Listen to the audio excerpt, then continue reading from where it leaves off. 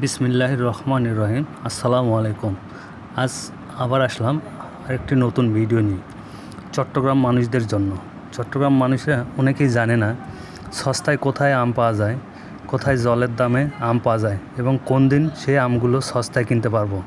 চট্টগ্রামে দুইটি জায়গায় পাইকারি দামে আম পাওয়া যায়।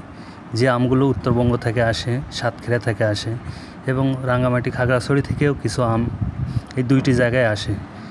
এখানে ট্রাকে ট্রাক আম খালাস করা হয় এবং পাইকারি দরে বিক্রি করা হয়। সেখান থেকে ভ্যানওয়ালারা ক্রয় করে পাড়া মহল্লায় বিভিন্ন জায়গায় খুচরা দামে বিক্রি করে থাকে।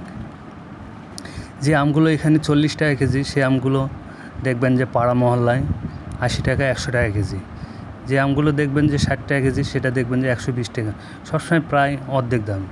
তো এই আমগুলো সর্বোচ্চ 50 টাকা, 60 টাকা বা 55 টাকা এই দামে এখানে পাবেন, যদি মাঝারি সাইজের আম।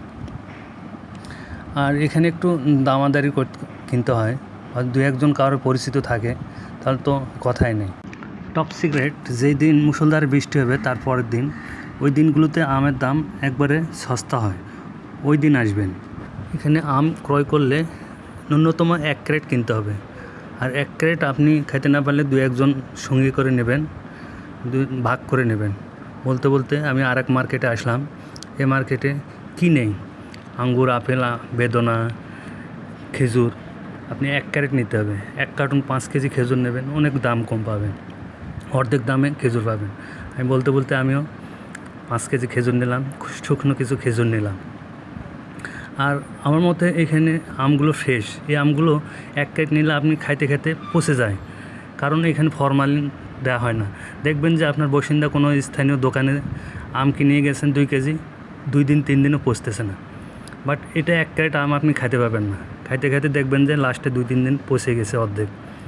তো আমার মনে হয় আপনারা বুঝে নেন ফরমালিন কোথায় দেওয়া হয়, বা ভ্যান গাড়িতেও ওইভাবে তারা সংরক্ষণ করেন। বলতে বলতে লাল খেজুর, কাঁচা খেজুর, আম, শেষ কথা বলা হয়নি। আগের জায়গাটি আমি কোতোয়ালি দেখাইছিলাম, আর এটা পুরাতন রেল স্টেশন বা পুরাতন বাস স্ট্যান্ড, বিআরটিএ বলা হয়, যেখানে ট্রাককে ট্রাক ফল লোড করা হয়। সেই চট্টগ্রাম ফলমন্ডি নামে পরিচিত, চট্টগ্রাম ফলমন্ডি। তবে আজকের মতো আল্লাহ হাফেজ। নেক্সট ভিডিওতে আপনাদের সাথে আবার দেখা হবে। আমার চ্যানেলটি সাবস্ক্রাইব করবেন।